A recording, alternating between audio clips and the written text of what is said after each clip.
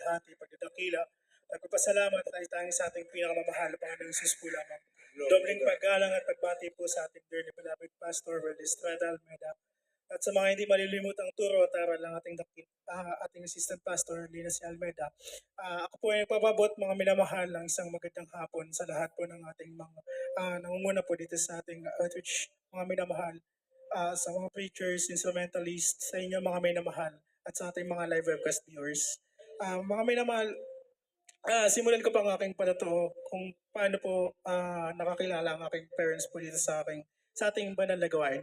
Mga minamahal, way back 1995, ang aking beloved father po ay isang drug courier po sa dako po ng Manila, mga minamahal. Isa po siya, mga minamahal, sa pinakabata na tinutugis po ng batas na sa, sa kabataang edad po ng aking beloved father, mga minamahal, siya po ay nasama sa isang malaking sindikato, mga minamahal. And then one time, mga minamahal, yung aming kapitbahay ay kapatiran po pala natin na dumadala po sa ating gawain, mga minamahal. Alam niyo, mga minamahal, si Papa po that time is nasyaran po, umattend po siya sa banal na gawain, mga minamahal. Ang nakahuli po sa kanya, mga minamahal, ay hindi po alagad ng tao, kundi ang salita ng mahal na Panginoon. Hallelujah. Since 1995, mga minamahal, siya po ay binago, mga minamahal, ng ating pinakamamahal na Panginoon Jesus at mga minamahal. Din ang aking beloved mother naman po, mga minamahal, ay may sakit po siyang asthma noong 1993. Since 1993 po sila na-save sa banal na gawain. Alam niyo po, mga minamahal, kabagan po ng ating pinakamamahal na Panginoon Jesus, ang aking pong beloved mother. Since then, mga minamahal, yung asthma niya pinagaling po ng ating pinakamamahal na Panginoon Jesus. Amen. Hallelujah. Mga minamahal, bilang kabataan po, mga minamahal, na lumaki sa banal na gawain, nakita ko po kung paano aga po ako namulat, mga minamahal, kung paano kumilos at maging malang ang ating pinakamamahal na Panginoon sa aming buhay. Mga minamahal, share ko lang po, mga minamahal, na isa po sa nagpatatag po ng pananampalataya ko sa akin dito sa banal na gawain is yung lolo ko po, mga minamahal, dun po sa dako ng Bicol. Siya po, mga minamahal, ay may rare case ng breast cancer, mga minamahal. Siya po ay lalaki pero may breast cancer po siya, mga minamahal. Alam niyo, mga minamahal, laki sila sa, kumbaga, deboto po sila sa isang malaking relihiyon, mga minamahal. Alam niyo po na kami ay dumadalo sa Jesus Miracle Crusade. Alam niyo, mga minamahal, lagi namin silang sinesyaran, mga minamahal, yung parents ko. Si mama, si lola po, mga minamahal, lagi namin silang sinesyaran na ang gawain ng Jesus Miracle Crusade ay may Diyos na nagpapagaling ng mga karamdaman. Alam niyo, mga minamahal, one time, mga minamahal, nakita ko yung kasi ng beloved lolo ko, mga minamahal, yung sugat niya dito sa kanyang dibdib, mga minamahal. Talagang butas po, mga minamahal. Tapos yung sugat niya is, pasintabi po sa mga kumakain is, ganun po kalala, mga minamahal. Alam niyo, mga minamahal, hanggang sa one time, nahipo po ang kanyang puso ng ating pinakamamahal na Panginoon Jesus.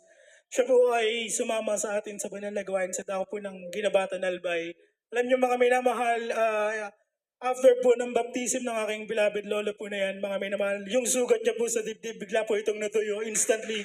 Po na napakabuti ng ating pinakamamahal na Panginoon Jesus. Hanggang siya po ay kunin ng ating mahal na Panginoon. Siya po ay naglangkod ng tapat sa ating pinakamamahal na Panginoon Jesus. Umulan, bumagyo, mga minamahal, lagi po siyang dumadalo, mga minamahal. Alam niyo, mga minamahal, sa mga hindi pa po nakakarinig ng aking patotoo, mga minamahal, bilang isang kabataan, mga minamahal, nangarap po akong magtapos po ng college way back 2013, mga minamahal. Nung graduating po ako ng high school, mga minamahal, nagpe-pray po ako sa mahal na Panginoon. Sabi ko sa mahal na Panginoon, mahal na Panginoon, gusto ko po magtapos ng kolehiyo. Alam ko po, mga minamahal, na sabi ko po sa mahal na Panginoon na yung kita po ng aking beloved father is enough lang po, mga minamahal, sa amin sa pang-araw-araw na buhay, mga minamahal. Sabi ko po sa mahal na Panginoon, na alam ko po yung pag-aral sa college is hindi po biro, is regarding po sa financial. Alam niyo, mga minamahal, napakabuti ng mahal na Panginoong Jesus. Way back 2013, mga minamahal, si Papa po ay nasa dako ng Qatar, mga minamahal. Siya po ay nagkaroon ng Norwegian guest doon po, mga minamahal, na hindi niya po hindi niya kakilala, or hindi pa sila nag-meet, first time nila mag-meet, mga minamahal. Tapos po mga minamahal, ang prayer ko po nun sa mahal na Panginoon is ni 5 mga minamahal, wala akong gagastusin. Lahat po gusto, sabi ko sa mahal na Panginoon, sabi nga po sa atin mga minamahal na ah, exercise our faith mga minamahal. Talagang kung hihiling ka sa mahal na Panginoon, laging the best mga minamahal. Alam niyo po mga minamahal, naglambing po sa mahal na Panginoon na sana po, ayun nga, libre yung pag-aaral ko ng college since graduating na ako mga minamahal nung high school. Wala pa po ako na nahahanapan na college. Hindi ko pa po sure kung tutuloy ako kasi regarding po sa financial namin. Alam niyo mga minamahal, nung time po na yun, nung nagpa-pray po ako sa mahal na Panginoon, right after ko pong mag ng prayer po mga minamahal, magpuri sa mahal na Panginoon, may bumulong po sa aking isipan mga minamahal na lahat po ng aking ipon, kasi nagsisave po ako sa mga natitira kong baon mga minamahal. Lahat po yun, mga minamahal, i-pledge ko sa gawain ng mahal na Panginoon. Alam niyo mga minamahal, karakada ka mga minamahal, walang pag-aalinlangan, kinuha ko lahat ng ipon ko kinabukasan gawain. Binigay ko po yun sa mahal na Panginoong Isus. Alam niyo mga minamahal, nung time na si Papa nga po yung nasa Qatar, nagkaroon po siya ng guest. Alam niyo mga minamahal, first time nilang mag-meet mga minamahal, pinatawag, nagkakwentuhan sila, kinamusta niya yung pamilya ni Papa dito sa Pilipinas. Tapos nag-insist yung Norwegian po na yun, mga minamahal na kamustahin kami dito sa Pilipinas, tawagan kami. Tapos mga minamahal, nung time na tumawag sila sa amin dito sa Pilipinas, nagtataka po si mama kasi bakit iba yung number, iba yung nakaregister yung number. Kaya hindi niya sinasagot. Alam, hanggang sa umabot po ng 3 beses yung call, sinagot niya po mga minamahal. Tapos nagpakilala si Papa, kwento niya yung anong nangyari na bakit iba yung number. Hanggang sa mga minamahal, yung Norwegian mga minamahal, kinausap niya si Mama, yung mga minamahal. Alam niyo po mga minamahal, yung time po na yun, yung Norwegian na yun, mga minamahal, nagbitaw po kay Mama ng words na alam daw niya yung liit ng sahod ni Papa na sapat lang, nabalitaan niya rin na ako'y magtuturn na ng college. Alam niyo mga minamahal, napakabuti ng mahal ng Panginoong Sus dahil yung Norwegian po na yan mga minamahal, sinabi niya kay Mama na wag na mag-alala sa pang-tuition ko sa college, mga minamahal, siya po ang sasagot. Tunay na napakabuti ng ating pinakamamahal na Panginoong Isus. Sa pag-aaral ko po mga minamahal, tunay na patunayan ko din po na kasama palagi natin ang ating pinakamamahal na Panginoong Isus. Nakapagtapos po ako mga minamahal sa kursong engineering, mga minamahal, tunay na napakabuti po ng mahal na Panginoong Isus. Mga minamahal, nung time po na nag-aaral po ako ng college, marami pong pagsubok na binigay sa akin ng mahal na Panginoon. At lahat po yun mga minamahal, sinandal ko sa mahal na Panginoon dahil sa ganang akin wala po akong magagawa. Alam niyo mga minamahal, nung time na magtitesis kami mga minamahal, kaparian sa mahal na Panginoon dahil isa po ako sa inassign na mag-lead po ng thesis namin. Nung time po kasi na yun mga minamahal is, ang gusto po ng professor namin is yung thesis namin is wala pa talaga nakakagawa. And then, kailangan ng matinding research and groupmates mga minamahal. Tapos mga minamahal, yung time na sabi ko sa mga kasama ko, sige mag-propose tayo. Hanggang sa naka-20 kami proposals ng project mga minamahal. Lahat po yun reject. Mga minamahal, sabi ko sa kanila, manalangin tayo sa mahal na Panginoon. Alam niyo mga minamahal, nung isang beses mga minamahal, nagpasa ako ng papel ng proposal. Nanampalataya po ako mga minamahal, lumapit po ako sa ating beloved children, humingi po ako ng backup prayer, pinalians ko po yung proposal na papel na yan, nakalagay po sa sobre. Mga minamahal, nung inabot ko po sa professor ko kinabukasan, mga minamahal, yung papel ko na yun, mga minamahal, binuklat niya, mga minamahal, tinignan niya, tapos pinirmahan agad, mga minamahal, tunay napakabuti ng ating pinakamamahal na Panginoong Jesus. Hindi lang po dyan nagtapos, mga minamahal. Kasi po yung project nga po namin is sobrang innovative. Tapos napakahirap po mga minamahal na paniwalaan na magagawa namin mga minamahal. Alam niyo mga minamahal, tunay na ang dami pong nag-doubt sa project namin na magagawa namin to on time. And then, alam niyo mga minamahal, walang imposible sa ating pinakamamahal na Panginoon Jesus. Natapos po namin yung project na yan mga minamahal hanggang sa naging kapartner pa po namin sa project namin yung UP Los Baños, mga minamahal. Today na napakabuti ng ating pinakamamahal na Panginoon Jesus. Natapos po kami mga naman, minamahal sa thesis na yan at naging best thesis pa po ito at nilaban pa po sa ibang competition. Tunay na napakabuti po ng ating pinakamamahal na Panginoong Jesus. Hallelujah. Mga minamahal, sa pagtapos ko po ng college, mga minamahal, nais ko pong mag-work, mga minamahal, sa kabila po ng pandemya, mga minamahal. Pag tunay mga minamahal na nung time ng pandemic, mga minamahal, sobrang hirap maghanap ng work, mga minamahal, na alam ko po yung kasi mga kasama ko din po sa college noon, mga minamahal, ilang months po bago sila nakahanap ng work after ng graduation.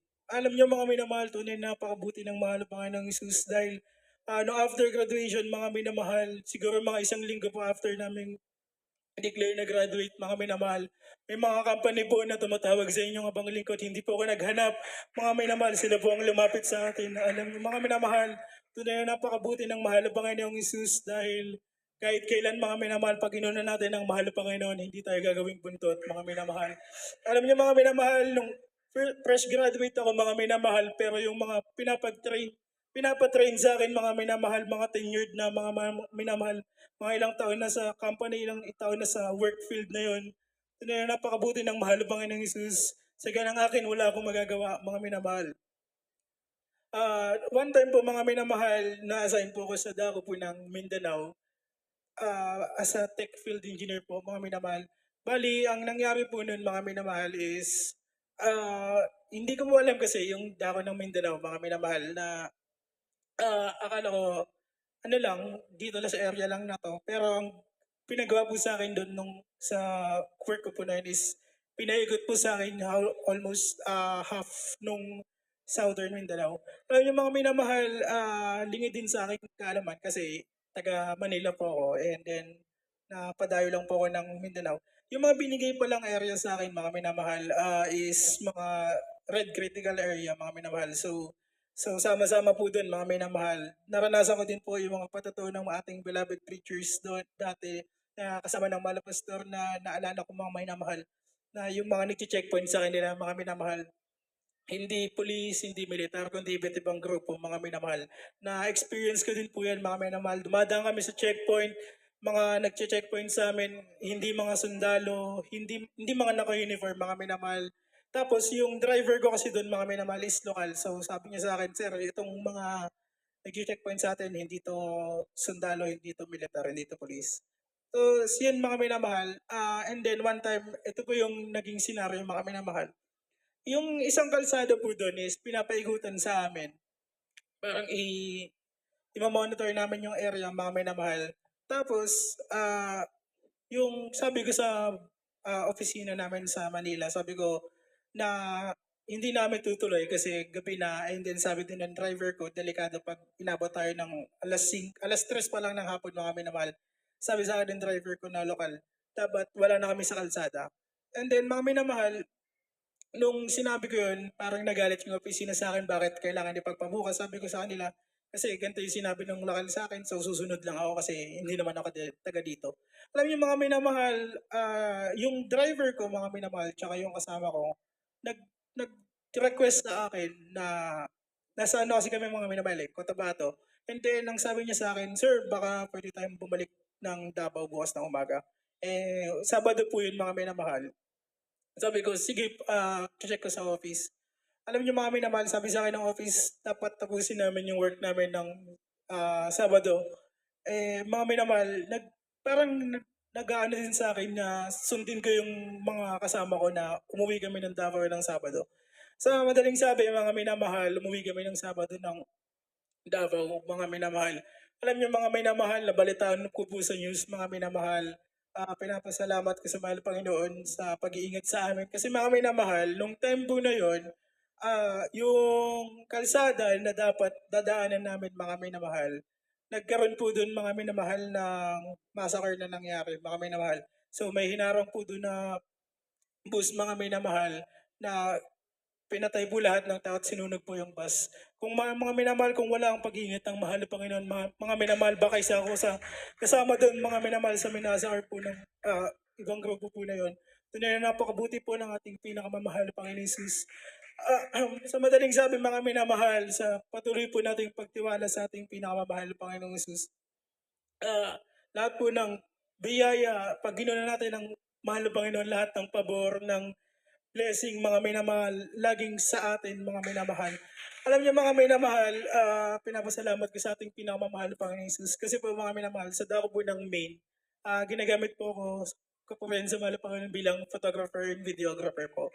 And nung time po na magkakaroon po tayo ng Talibaw anniversary, mga minamahal, nasa po ako sa work namin na sa Cagayan de Oro po. So, ang mangyayari po kasi nun, tatamaan yung ah, Talibaw anniversary natin. So, parang ang balak ko kasi is 3 linggo ako mag-stay sa CDO.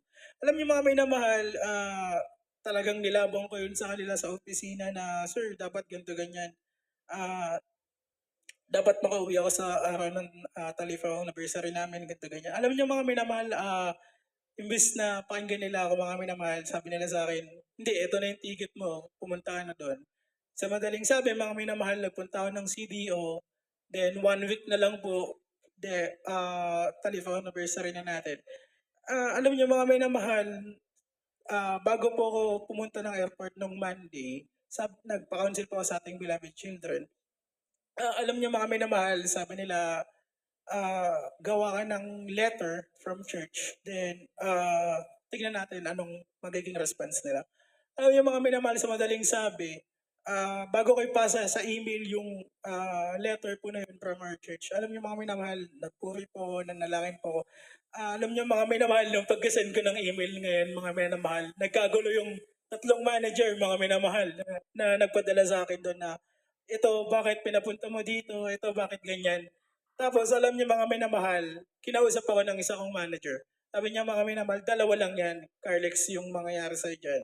So, either uuwi ka ng Manila, sagot mo yung ticket mo, or else, hindi ka namin papawiin talaga dyan. So, hahanap yung church ninyo ng ibang mag-duty sa part mo.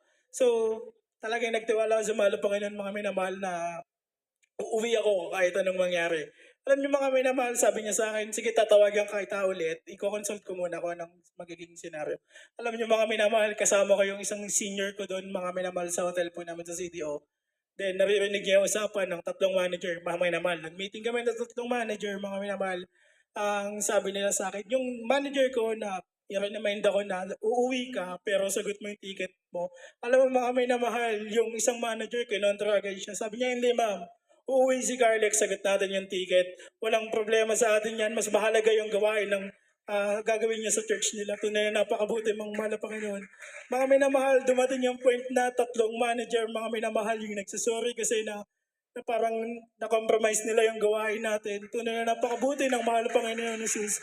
Sabi ng kasama kong senior, mga minamahal, nagulat siya mga minamahal kasi yung 3 boss na yun, mga minamahal, yung 3 manager na yun, bihira mag-sorry or umadmit ng mali nila. Pero lahat sila narinig niya, mga minamahal, nag-sorry. Sabi niya, tunay ang mahal Panginoon natin, mga minamahal, hindi tayo papabayaan. Alam niyo mga minamahal, na isa pa sa pasasalamat ko sa ating pinamamahal Panginoong Jesus. Nung umuwi po ako ng Manila, expected ko mga minamahal, hanggang airport lang ako. Tapos tinanong ko po sa opisina, paano po yung pauwi ko. Alam niyo mga minamahal, sabi nila sa akin, sir, antayin mo lang yung driver mo dyan, ihahatid ka pa sa bahay. Tunay na napakabuti po ng ating pinakamamahal Panginoong Jesus. Dahil lahat po ng pabor, mga minamahal, sa atin. Basta unahin natin ang gawain ng ating pinakamamahal na Panginoong Jesus. Mga minamahal, kapasalamat po sa mahal na Panginoon sa lahat ng pagpapalang pinansyal, material, at higit sa lahat sa spiritual po. Ang lahat ng kapurihan, pasasalamat, ay tanging sa ating pinakamamahal Panginoon Jesus po lamang.